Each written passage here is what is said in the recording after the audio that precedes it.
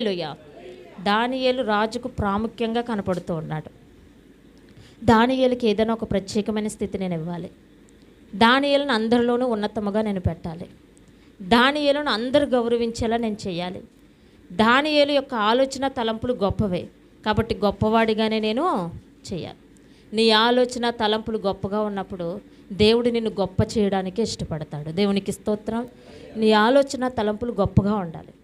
మన ఆలోచన తలంపులు ఎలా ఉంటాయి తెలుసా?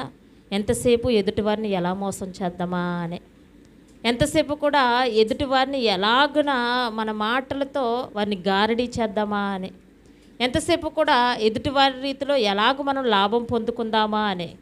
కానీ దానియేలు ఆలోచనలు అవి కాదు. దేవునికి స్తోత్రం. దానియేలు ఆలోచన అది కాదు. దేవునిలో నమ్మకముగా ఉండేవారి ఆలోచనలు అవి కావు. దేవునికి స్తోత్రం. హల్లెలూయా.